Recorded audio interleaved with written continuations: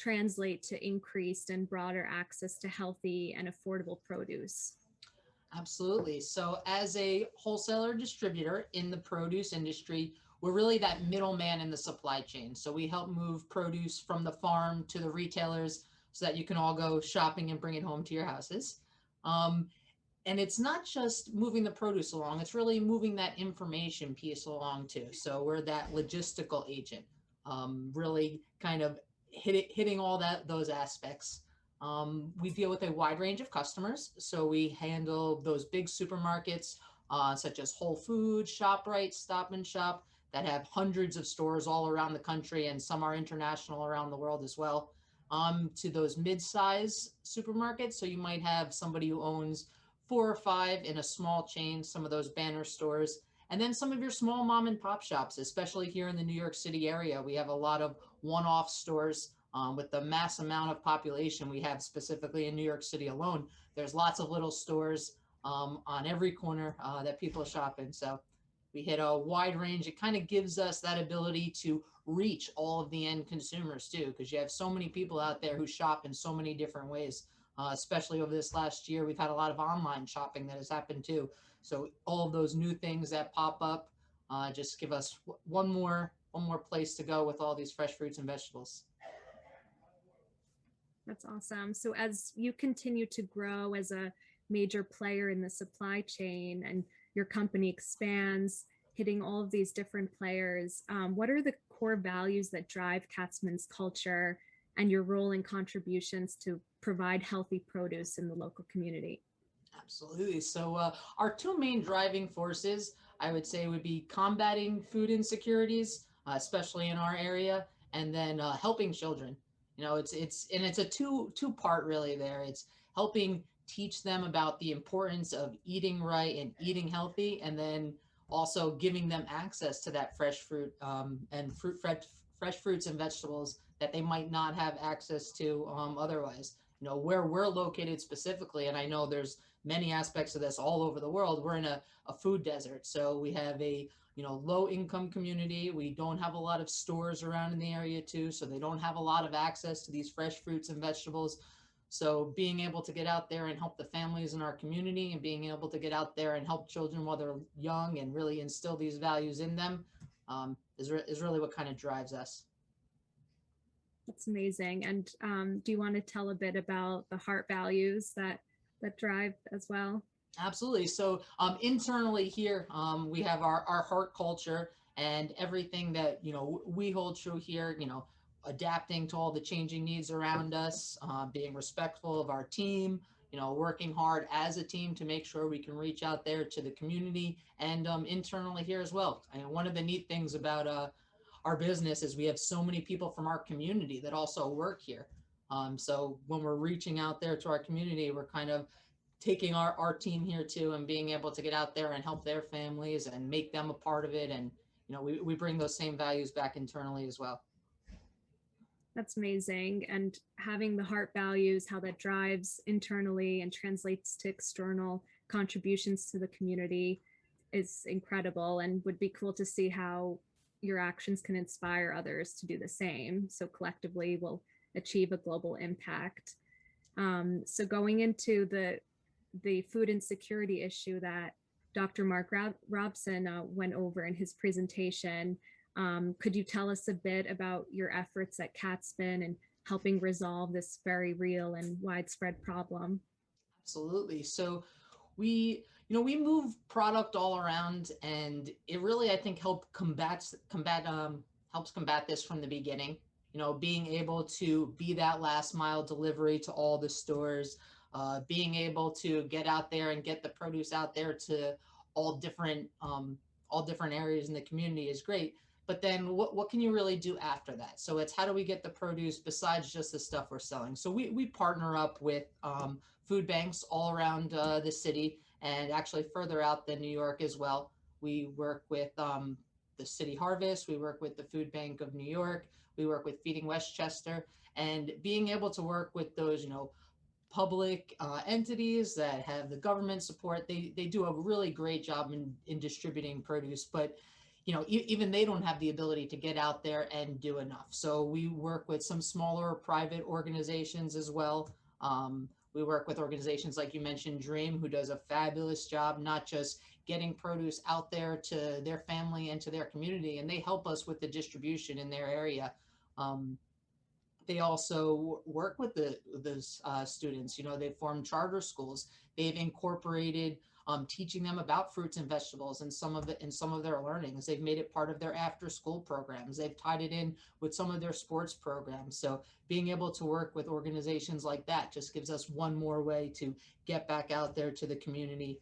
I think over the past year, between all these organizations, we donate about 1 million pounds worth of produce, and just being able to get it out there and make it available for people who otherwise wouldn't have it available um, is one thing, because it's helping with food waste, but really it's getting them the nutritional value they need.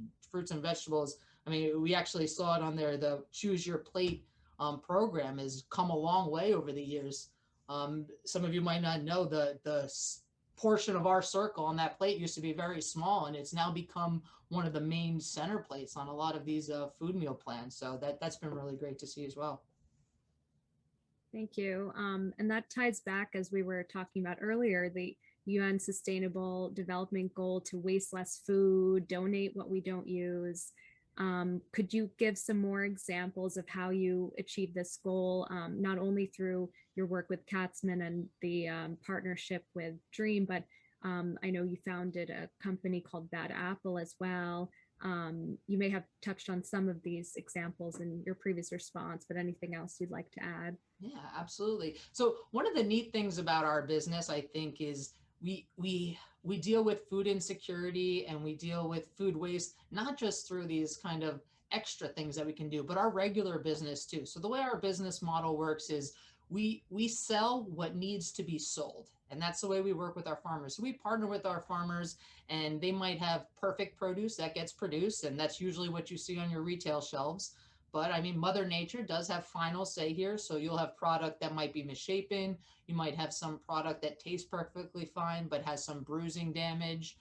Maybe something was off size or off specs for some of these retail stores. And it's our job to find outlets for that product as well. So we have a wide range of customers, like I mentioned. Some of those customers might work in processing places. They might work in juiceries. They might work in a kitchen where they can use maybe a slightly bruised peach because they're going to cut it up afterwards, or they don't mind if their strawberries are a little bit dull on the outside because they're going to use them in a baked good. So something like that gives them that gives us that ability to go other places before we get to the point where we'd have to donate the produce, is like one of the first key parts of our business. Of course, all the organizations I spoke about just before that we're able to work with to just get that produce out there. And then really, I guess the last piece, even before we'd have to go to the dumpster with something, if it makes to that point, is sometimes we'll send stuff right back to our farmers if it's not good enough to sell, and they'll actually use it in the soil. So they'll give back, there's plenty of nutrients in the produce, and they'll turn it right back into their soil, giving nutrients back into the ground and helping the environment. It's amazing. And through your partnerships, have you been able to help in terms of making produce more affordable as well, do you find, in your business? Or is it more so through the donation piece that you feel like you're contributing?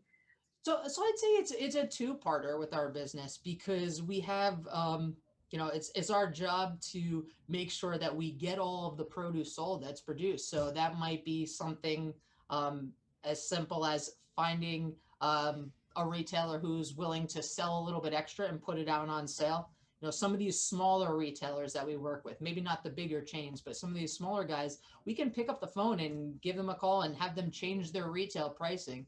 So maybe they had, their retail set at $3.99 and they were selling strawberries, and we had beautiful weather a couple days in a row and crops produce amazing amounts. And we brought all of this product in, and now I have 5 times as much to sell as I thought I was going to. I get on the phone, tell them to drop their retail down to $1.99 or maybe even 99 cents, and they'll get the produce out there.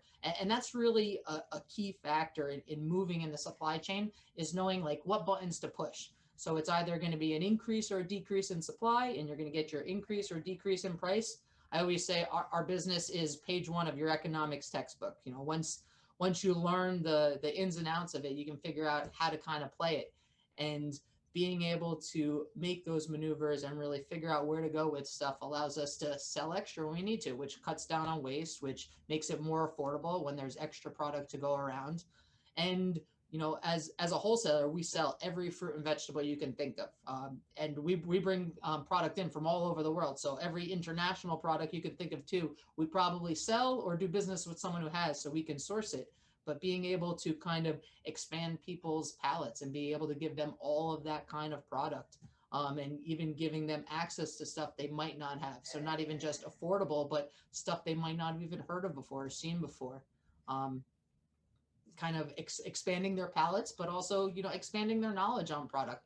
There's lots of products out there that have nutrients in it that add to a healthy lifestyle that we might not have access to because they don't grow here. You know, we don't have all those perfect growing conditions that they have all over the world year round. So that's definitely a big part of it too.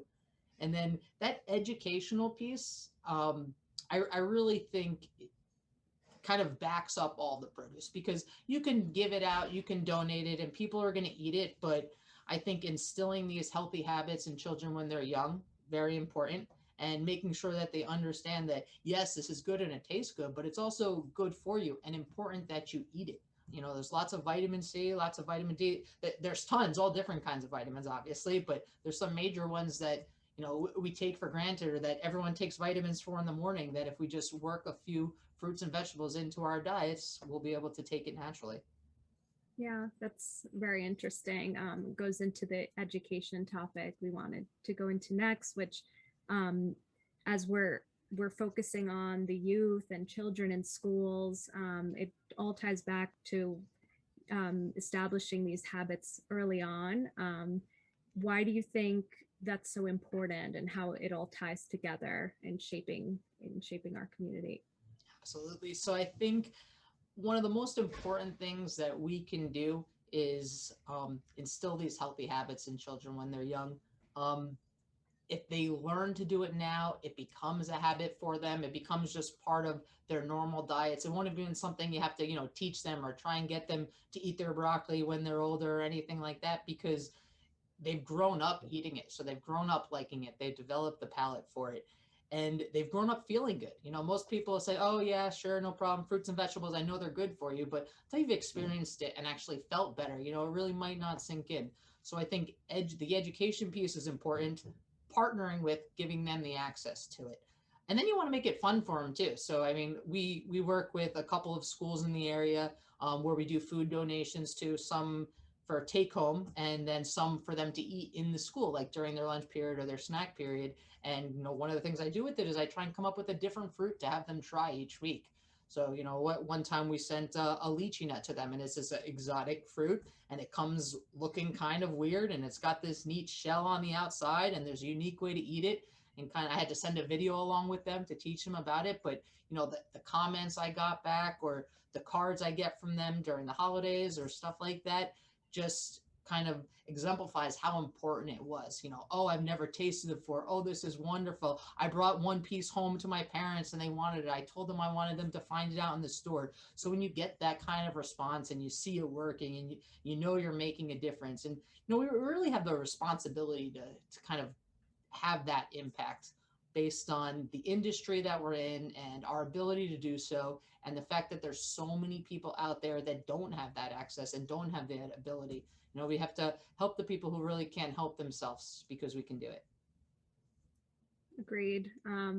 So could you tell us a bit about the professional and education opportunities that you're contributing to, either through internship, scholarship programs, especially for the marginalized and disadvantaged groups in the community? Absolutely. So we have several programs that we run here. You know, we're big on health and nutrition dealing in our industry, and then we're also big on education. So we've rolled out an internship program here in our business. We've rolled out a scholarship program that we offer out to all of our employees' children. So anybody who works here, and we've worked with different schools, such as Dreams, such as Easter Seals, such as a few charter schools in our area, both sending fruit out to them and educational tools out to them, but also bringing them in here. And we've done tours around our market, teaching them about the supply chain, teaching them about sustainability, teaching them about the different impacts on everything. We bring produce in from all over the world, so that means we're getting it by boat. We're bringing stuff in by plane, all domestically. We're bringing stuff all over by train and by tractor trailer and trucks. So we have all these different methods of bringing produce from around the world to where we are, and all the different impacts it has on the environment. It has on the labor force, that technology, the impact that that's had in the business. So I think all of these different pieces has it, is so much information that not only can they use in business, they can really use in life. A lot of the stuff in our business is very common sense oriented. So I think that education, it just puts us in a great spot to be that educational tool for them. It's incredible. And as you mentioned earlier, it kind of shapes all together. And so I wanted to kind of take a step to reflect on this past year that Dr. Mark Robson talked about. The COVID-19 pandemic was very difficult and puts a strain on the produce industry and the whole food insecurity issue. So what are some of the learnings that you've drawn being in this business that would help inspire others to be prepared for in future disruptions in the supply chain, knowing that such disruptions always have a stronger impact on the most vulnerable and disadvantaged groups? Yeah. So our experience over this past year has really taught us how important it is to have a solid supply chain in place. So, we of course had to deal with many challenges that came along throughout everything. But one of the things we found out is we were very prepared for everything that came our way. Our job as a wholesaler in the supply chain is really to be that middleman who can handle all those curveballs, who can figure out how to be that last mile delivery. So throughout this past year, we've run into challenges, and we've seen the challenges at the farming level and at our retailer level too, whether it be shortages of labor, whether it be, just people's emotions, whether it be just the environment you're in, all being, a challenge out there, and having to make adjustments and having to power through it is kind of, what we do on a regular basis. So we found out that we're set up for success for that out of the ordinary type of scenario. So we've had, I'm sure you've all experienced, especially in the beginning, that we saw lots of empty shelves in the supermarkets, especially those first 3 weeks, really, about a year ago now, where you go to the supermarket and there's picture after picture of empty shelves, produce and everything like that. And although there was plenty of produce being grown, there was hiccups in the supply chain because you'd have customer demand shifts. So as people were interested in cleaning supplies, toilet paper, masks.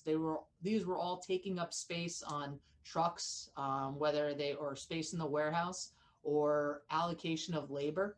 So you'd see some shortages at the end, maybe produce on the shelves, but the supply chain had to keep moving. So, we had to work around a couple of things where instead of going to some distribution centers from some of our major stores, we'd make direct store deliveries. We'd make adjustments throughout the time of day. There are some stores who, we used to deliver to in the morning that we just have to adjust, and we'd have to do 2 deliveries or every other day. So one of the things we learned from the experience was the solid supply chain we have in place is very, very important in any business. And it sounds simple. Obviously, you need the logistical piece to work, but I think the logistical piece is the most important, where some people kind of look at it as the fill-in between operations. If the logistical piece falls down, the chain kind of breaks and you can't really go on to that next step. So step 1 and step 2 are very important, but the in between, getting from step 1 to step 2, I think is the most important part. And then I think the other main takeaway we had from it was having a diverse customer base. So there were businesses out there, restaurants that completely went out of business. They lost their entire clientele because they closed down restaurants. Here in New York, they're just starting to open them back up again. And there's plenty of companies that weren't able to open back up. And then there's other distribution companies similar to ours, but maybe without a diverse customer base. There's one in our area who was 90 to 95% food service and restaurant hospitality. So, in a blink of an eye, he lost 95% of his business. You can't really recover immediately from something like that. And it's going to have a long lasting effect, especially when those companies don't come back up. So we have a nice even mix between retail, food service, restaurants, big accounts, small accounts. No one customer makes up more than, I think, 2 to 3% of our business, and most of them are less than 1%. So being able to make adjustments that we can't control. We lost about 30% of our business when all the restaurants closed. We saw a little bit of a spike in retail, and we had the rest of our business kind of fall back on. So those would be my two takeaways, and my 2 words of wisdom is make sure you have a very strong supply chain in place. Logistics is everything, and make sure that excuse me, make sure that you have a diverse customer base so that no one impact can really hurt you, because you never know what can happen when there's things out there you can't really control.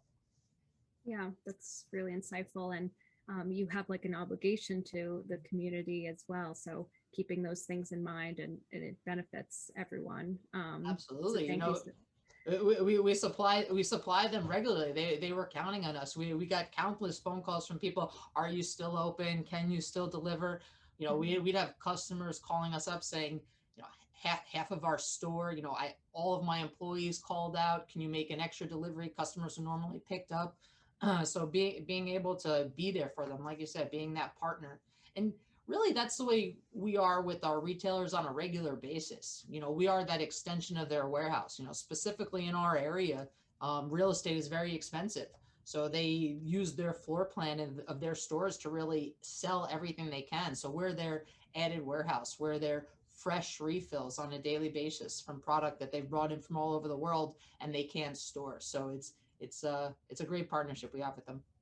It's amazing. So I have one final question, and then Okay. we could open up to some of the questions from the audience. We talked a lot about the issues that you're passionate about, Stefanie, and contributing to, and then reflected on the past year with COVID. Now, could you give some predictions on where you think the produce industry is going from here, how there's innovation that's happening from an environmental perspective, and do you have any predictions for what we'll see in the next 5 to 10 years?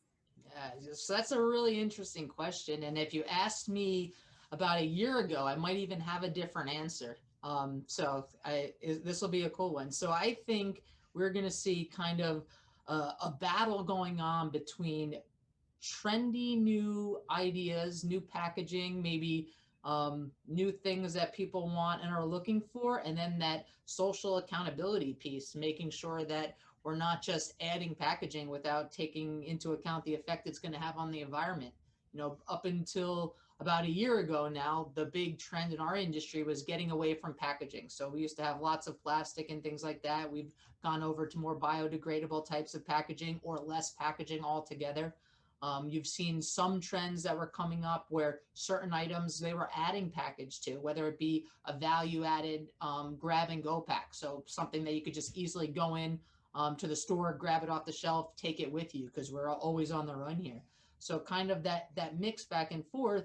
And then with COVID's impact and people going now caring more about packaging all of their product and wanting more, things packed up in plastic bags that they could just grab either quickly off the shelf or that they felt was more protected. So we were kind of going in one direction and then we kind of shifted back. So I think it's going to be a little bit interesting to see where it lands. And I think that's really going to depend upon what the customer's demands are. And that's a lot of what drives our industry. We can come up with this great new package, but if the customer doesn't like it, or this great new fruit, but if it doesn't eat good and the customer doesn't like it, we really don't have anywhere to go with it. And new fruits and flavor is really the other thing that I'm really excited about for our industry. There's so many neat items out there that they've developed over the years between, crossbreeding, cross pollination, grafting plants together. There's so many different varieties of apples. We have new products altogether. I mean, there's a product out there called a pluot, which is a cross between a plum and an apricot when they graft the trees together. There's so many neat things that they're doing to just bring new and exciting fruits and vegetables to the consumer is just amazing. And then the R&D, the research and development that's really been spent by so many companies on flavor, and that consumer experience has been one of the biggest shifts. I mean, obviously, all farmers want to grow a product that tastes good, but really focusing on figuring out what's going to get that extra flavor in there, what's going to get that extra sugar, and really spending a lot of time and money developing these new varieties of plants that are just so exciting to eat. And that's the kind of thing that adds to that education piece too, because if you're teaching somebody that this is good for you and then they eat it and they have that great experience, they're going to be more likely to continue on with that habit. They're going to go back looking for that product again. They're going to go back looking for similar products that they enjoyed this one, maybe they're going to enjoy something else. So I think making sure that we're just keeping our eyes open to see what else is out there, is going to be really exciting in the coming years. It's amazing. Thank you. Absolutely. And so we just had such a great presentations from Dr. Mark Robson and Stefanie. And now we have some questions here from the audience that we'll go into. The first question for Stefanie is, Nastya Kozlova, thanks you for having the great opportunity to be here and for the great presentation.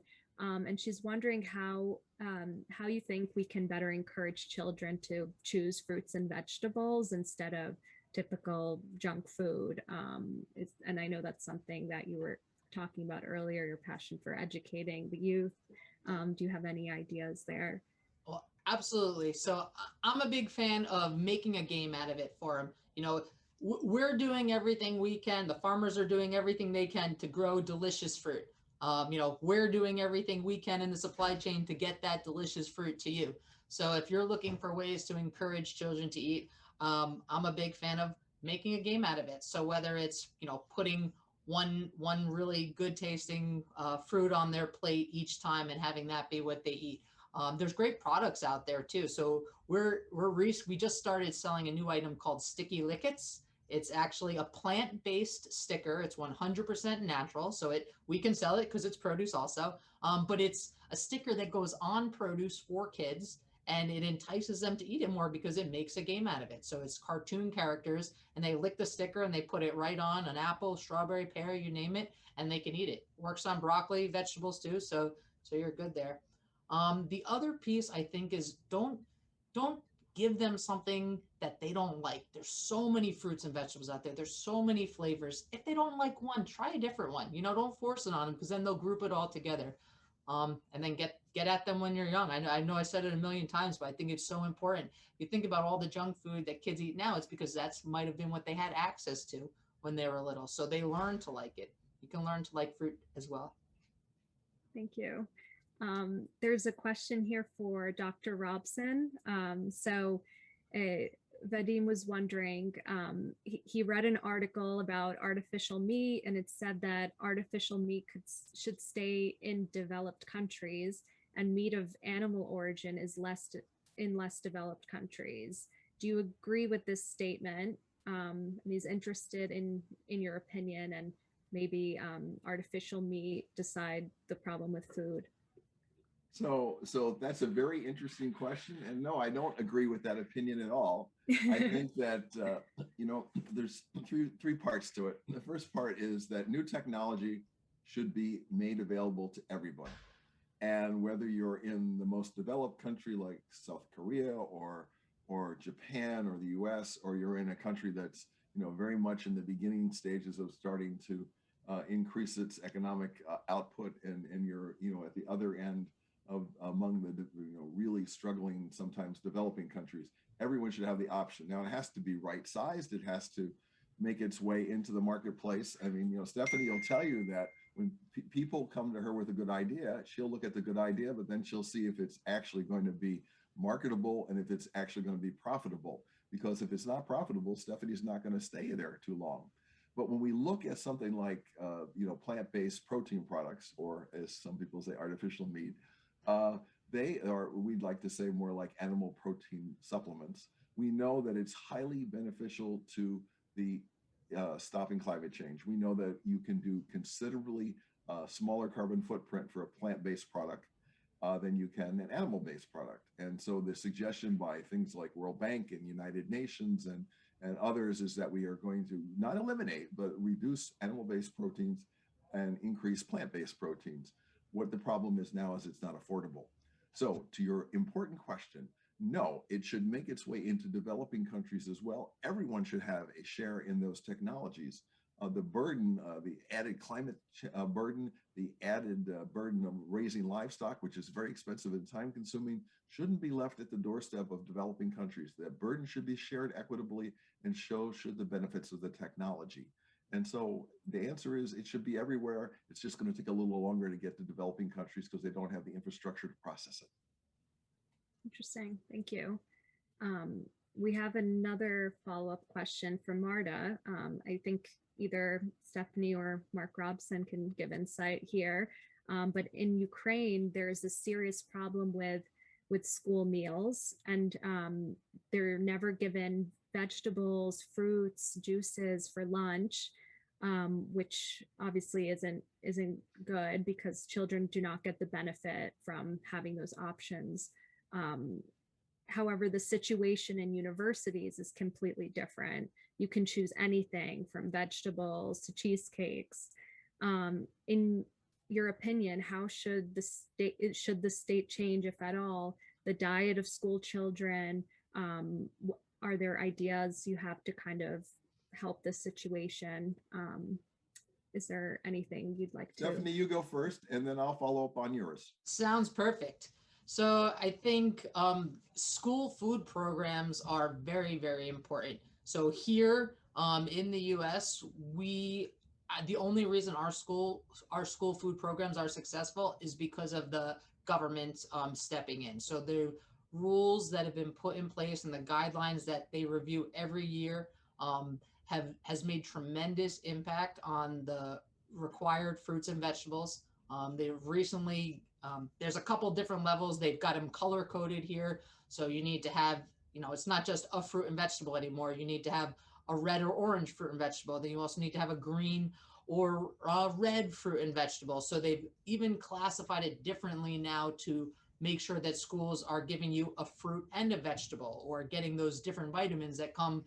It's kind of funny, it's color related with the fruits, so that's why they do it, but the different vitamins that come from different produce. So they've even gone as far as not only is it included, they've increased the amount that's required, and they've separated into categories so that you get multiple servings. Over the past year with all the school closures, the other step in that they had was making sure that these school programs were still running even when students were virtual, especially because most of the students on school food programs here in the US are also from your lower income housing, your lower income communities. So they didn't have access when they were at home. So they saw that this was going to be a problem, and they realized how important it was. They decided to run the school food program for them at home. So I'm not familiar with Ukraine's structure, but I would say if you're not going to get the government involved to help regulate it, or other major associations to help push it. Here in the U.S., we have organizations like United Fresh, produce industry, and they have lobbyists down in D.C. who are constantly working for, better situations at the farm level for laborers, better programs in the school for students. So they're out there fighting for our industry and getting the government to step in and help. So I definitely think it is something important, definitely something they should push for. And I just want to say, Stefanie, you nailed it. A couple things about U.S. school lunches. Stefanie points out, for many places in urban areas where children don't have adequate nutrition, that school lunch and school breakfast might be the only wholesome, healthy meals those little folks have.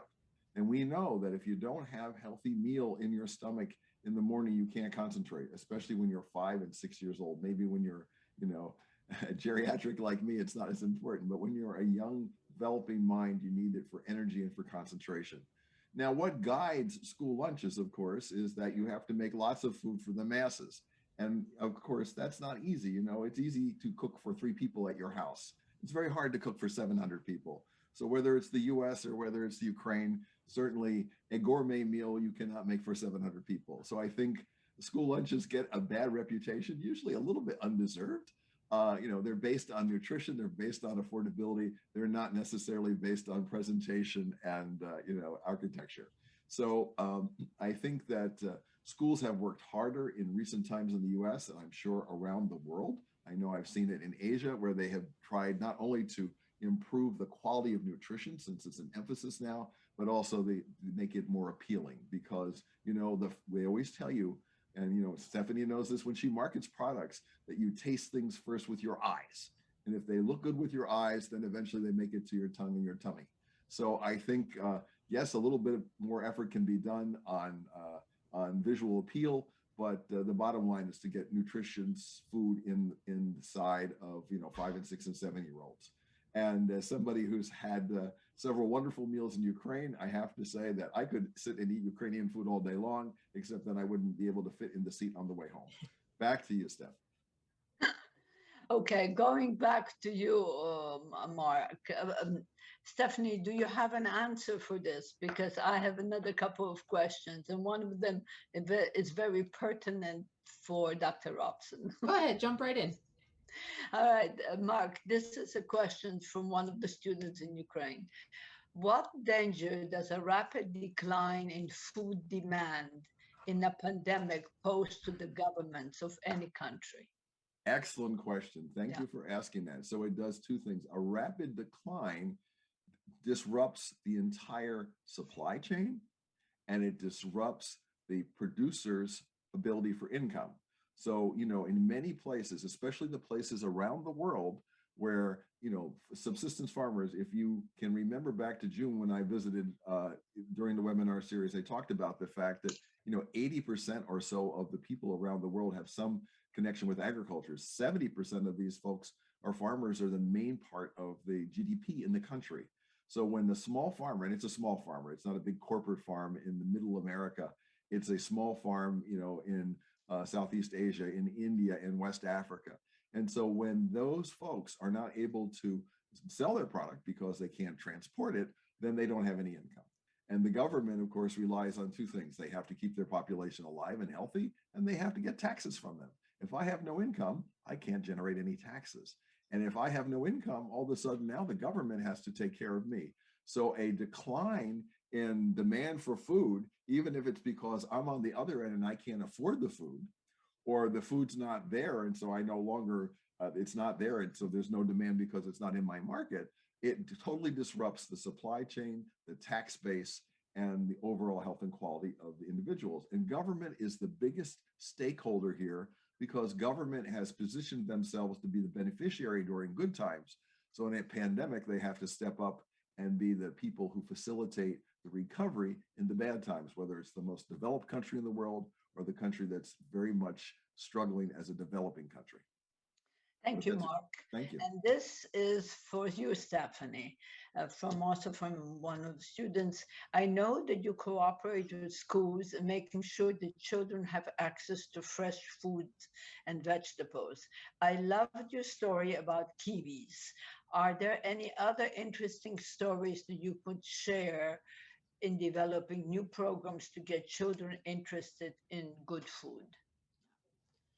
So the fruit that what I usually recommend is going in with fruit first. Fruit is going to be naturally sweeter, so they're going to get more excited about it.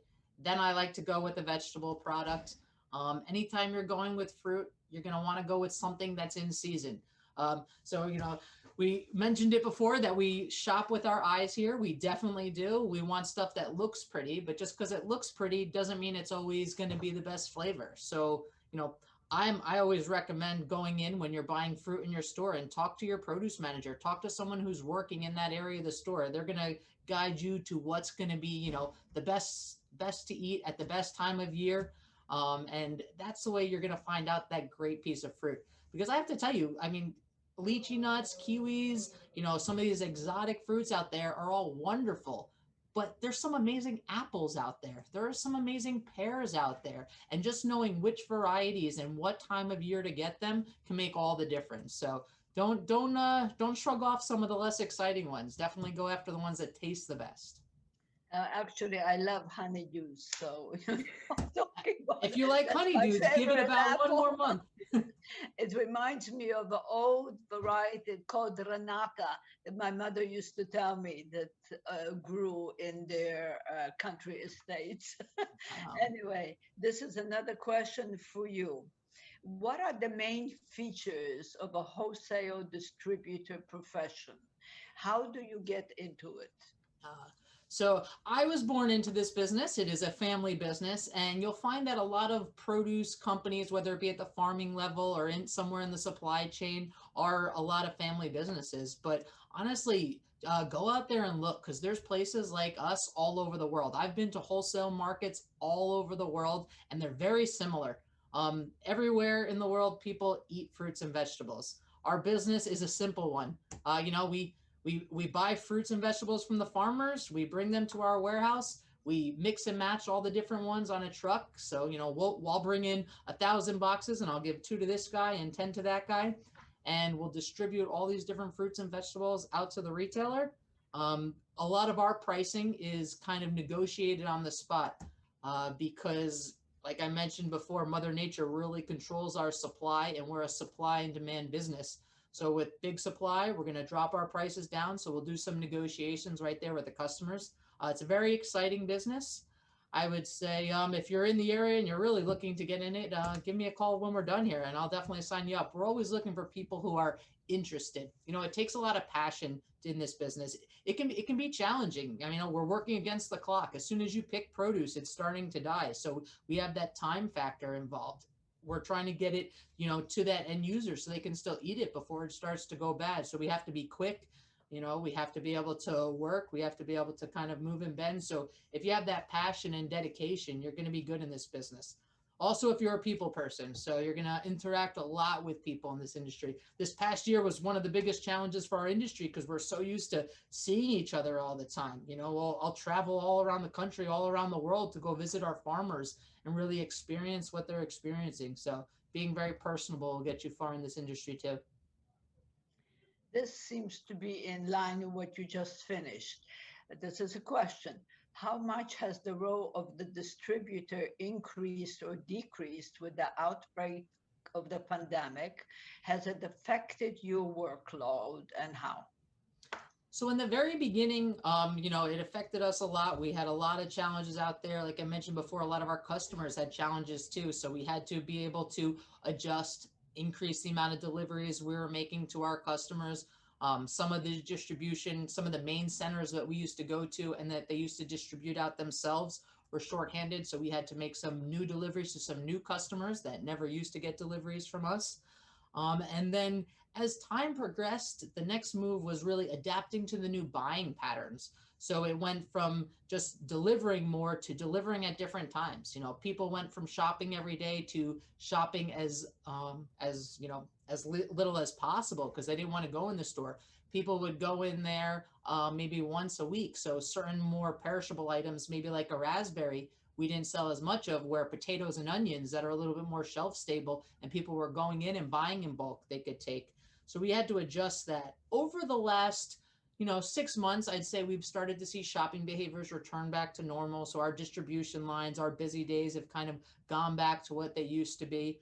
So I think on the kind of a year later, I would say our model is similar to what it was before. It's just transitioned, and we've kind of expanded our reach. Some new businesses have popped up that didn't exist before. A lot more online delivery businesses have opened up. We've closed, some of the restaurants have closed down, so some of those customers have gone away from us. So we've seen a little bit of a shift in the type of customers we've serviced too. But we're right here in the mix of it, and we're still sending stuff out just like we did the whole time. Okay, this is another question. Uh, is there any way, and I don't know, I guess both you and Professor Robson can answer that, to what extent have underprivileged poor children who are suffering from lack of security and whose parents cannot afford to give them the food, what can be done about that, and how can you take care of them? So I think the biggest thing you can do is all that you can do. So I think this is a great example of where you can get the private sector and the public sector to partner up to work together. You know, particularly with us, we work with some of the city councilmen right in our area to help distribute food out to those in need. So over this past year and in the past really before it, we'd partner up with you know, our local councilman who knew the different areas of his community that might have had a little bit more trouble than others, so we could get the product directly to them, whether it be through donations, whether it be through working with another private, you know, their private company. You know, there's one event that we run where we donate some of the produce, and then another company came in and they donated computers. This was for a school, and then they had another company who came in and donated at-home school supplies. And between these three private companies and this one public organization, all four of us were able to come together and set up these children and these families who couldn't afford to do it otherwise to run schools out of their house. And they had everything that they needed, and they were able to continue on, you know, life as normal as you can be without having that hiccup. So I think you really need everybody's involvement to kind of combat it. Mark, hello?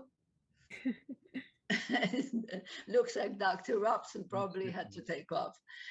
Okay, it's unfortunate because he could have given us a little bit more understanding of what's happening in the children that he was working with in Africa. But anyway, this is, I don't know what you answer. To what extent has the role of the distributor increased with the outbreak of the pandemic? And what do you think is going to be the reaction in the future? Would that problem be resolved? So I think we touched a little bit on how it's changed our business. And I think what we're going to see in the future is going to be this continued importance on making sure that the supply chain is really intact and that you have lots of outlets to go with places. You know, one of the first hangups that we had during the pandemic was kind of a bottleneck on the supply side, because we hit a certain point where we couldn't get the produce to the end user. So whether it be a shortage of labor, shortage of trucks, you know, just too many steps in that supply chain that normally would have worked, but because people were shorthanded, you know, that we were kind of getting stuck. One program that they actually rolled out here in the United States was a farm to family food box program, and they put it on private companies to string things together and coordinate with distribution, processing companies, farmers, to where the farmers would produce it. You know, someone, a wholesaler like me, would collect it all. I'd work with a repacker who would then take, you know, one apple and one banana and make a mix box out of it. And then we partnered with a charitable organization to help get the donation out to that end user, because companies and associations like City Harvest and food banks weren't able to get it out fast enough to those who needed it, and they weren't able to get it to the end user right at their houses. So they set up these little mini supply chains and mini distribution centers, and I could see that type of program being able to be rolled out in the future faster when we run into some of these supply chain things that are inevitably going to happen, you know. So it's a kind of a proven fix to it now. So we have a little bit of a roadmap to follow. Mark, you missed the question, but anyway, the question was, how can underprivileged poor children in the world be taken care of during the time of the pandemic and the food shortage? But you literally have about half a minute to answer it. And so in a half a minute, I think there's three parts. The first part is that I think the pandemic has taught us that people are willing to help each other. I think the goodness and kindness of people all over the globe, no matter what your social or economic status is, has evidenced itself now. So people are helping each other. I think people are becoming more resourceful. Things that might not have been that appealing to them before, people realize they have good caloric and protein value, and they've now become more acceptable to eat. And the last thing is, I think that the pandemic has demonstrated us the disparities around the world, and the fact that the wealthier nations like our own here in the US as well as others in Western Europe, need to step up. And I think that's how we only slowly begin to help. And of course, we rely on important groups like, what Susie represents here, with people that are really boots on the ground, people that are making it happen. Thank you.